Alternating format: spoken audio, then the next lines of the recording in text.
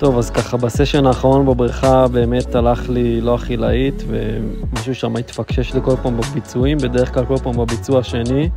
וככה ישבתי רגע להסתכל על סרטון, לעשות לעצמי איזה ניתוח וידאו לאחד הגלים, וראיתי משהו שחוזר שם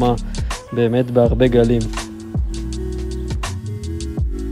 שמתי לב קודם כל הדבר הבא שבבטם טרן אני פה קצת מאבד שיווי משקל, הנה בדיוק פה עכשיו, ואז זה גורם לי גם להגיע לביצוע עם פחות מהירות, וגם אני מגיע בפחות נוחות, כי קצת איבדתי את השיווי משקל שלי, וזה משהו שחזר לי שם הרבה פעמים בסשן. וגם בביצוע עצמו אני כל פעם זורק את היד האחורית יותר מדי אחורה, וזה מיקום שהוא פחות נכון ליד.